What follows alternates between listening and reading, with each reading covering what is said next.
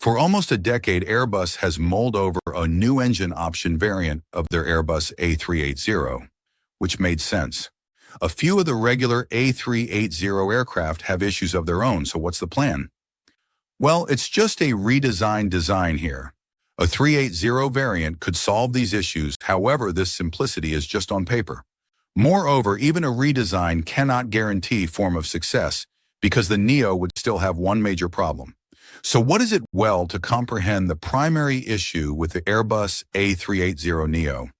We first need to look back. Airbus was founded in 1988, began research for an aircraft that would challenge the massive Boeing 747 in the long-haul market by the year 2000.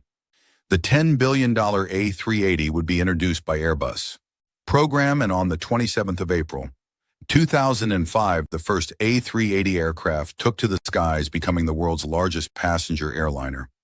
As you could probably already tell, the A380 is a wide-body airliner. But unlike a majority of wide-body aircrafts today, it comes with 4 engines, making it a quad-jet, as it was made in a slightly different time period. It required 4 engines to be able to power its sheer size, and with sheer size, I mean this plane is massive.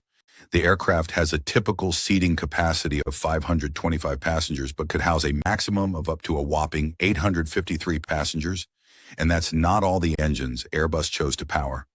This behemoth were the Engine Alliance GP7200S, built from a collaborative effort of General Electric and Pon Whitney. The generated power can supply the A380 a range of 8,000 nautical miles, or about the distance between Auckland and Florida. By now, you probably get the idea of the A380 is a big plane that can go far. However, in recent times, it's its size that's proven to be both a blessing and a curse, that the A380 frequently faces of problems due to its size. For one, it took away the choice of the aircraft type among travelers, because of its high capacity meant that passengers were more eager to use it. This size also means there's a limited amount of airports that the A380 can land on. This means there's a reduced number of routes to fly. And another result of this absence of routes is bigger issue. You see, the A380 is pretty because of its weight. It uses a lot of jet fuel. In addition to its relatively recent status, GP7200 engines, it means that flying the aircraft at anything less than 80% capacity would yield a sizable profit. Risk in normal market conditions. This can be manageable, but in times of uncertainty, such as recessions or something more grave, like a pandemic, for example, having such an aircraft could be very bad for the books. These are losses which the majority of airlines are unable to accommodate.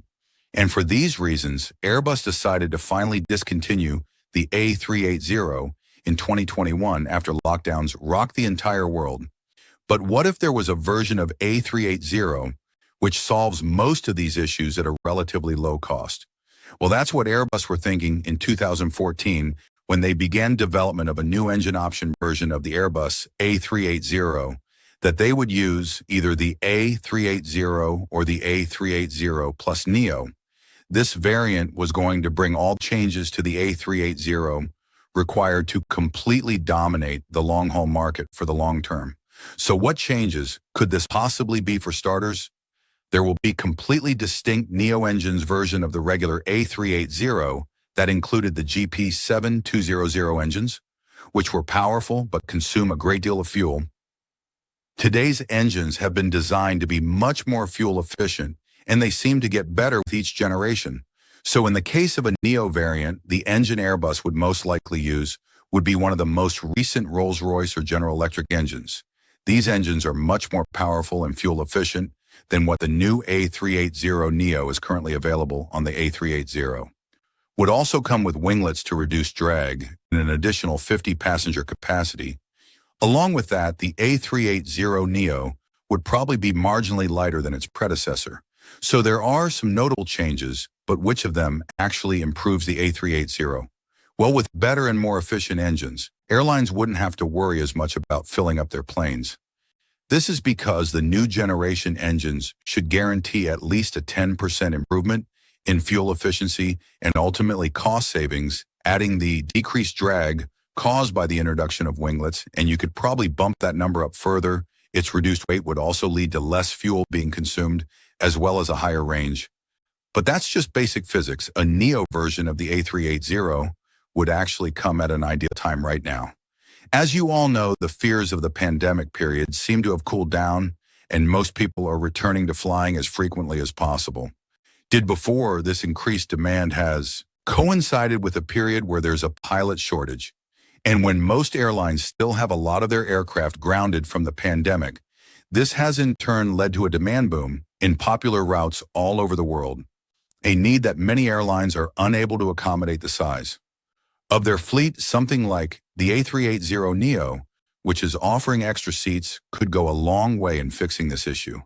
And this is probably why Airbus's number one customer of the A380 Emirates has been pushing for the creation of the A380Neo much harder than others. The A380Neo would also be relatively inexpensive to construct, as most of the improvements from the A380 were already researched and developed for the A380 Plus by Airbus, which was shelved, which indicates that rather of building a new super large aircraft with modern parts, Airbus can simply spend a fraction of that to improve on the wings and engines of their existing A380s. With each of these features the A380.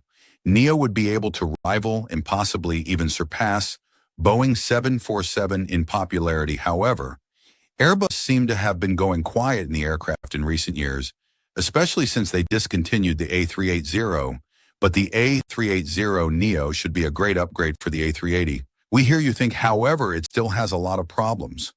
Sadly, that almost guarantees this would not be the case. You see, just like its predecessor, its major problem the A380Neo would face is its sheer size in times of high demand. It can be lucrative, but it becomes extremely risky if demand drops even by a small fraction. Even a super optimized engine performance wouldn't be able to save airlines enough in some extreme conditions. Airlines like Emirates can, due to the volume of traffic they produce daily, but an A380Neo could be catastrophic for smaller airlines if everything has a small impact on global aviation. Additionally, the A380Neo has problem of rigidity, like the A380, because even though it's going to be, although it is slightly smaller, it is still quite jet, and big jets are limited in the amounts of routes that they can fly. Some airports don't have runways wide enough to accommodate the A380Neo gliding through. So if you're on one, the amount of places you could land is limited. Then there's also the presence of the A350. To contend with the A350 is much more flexible than the A380 due to its smaller size, similar range, and reduced capacity. Now, instead of waiting for the rest of the possibly 799 passengers to board the plane, you only wait for a maximum of 409 passengers. This means more routes can be opened, making it more profitable for airlines also to get production back on track. For the A380, Neo may be able to eliminate all cost-saving benefits entirely. You see, after the A380 jets were discontinued in 2021, Airbus swapped them and put into A320 production lines for the A380Neo. To be back on track, Airbus would have to either put an end to the A320s, which is still doing well, or move production to an entirely new facility, which could cost hundreds of millions of dollars. Consequently, despite its promise, many airlines have not really taken advantage of the idea of an A380. Neo Emirates seem to be the only ones applying any pressure on Airbus, so Airbus have no incentive to budge at the current moment, especially with the A350s doing so well. But the aviation market is ever evolving, and there's always a chance that high-capacity aircraft would be the main trend over the following few decades. And the fact that this would be somewhat cheap for Airbus to do from this point could turn out to be a significant advantage. So how do you feel about the A380Neo perform well in the current climate change that Airbus has always pledged to providing the best options for both airlines and passengers? So if the market needs an A380Neo, we probably would see an A380Neo, but it may take a while.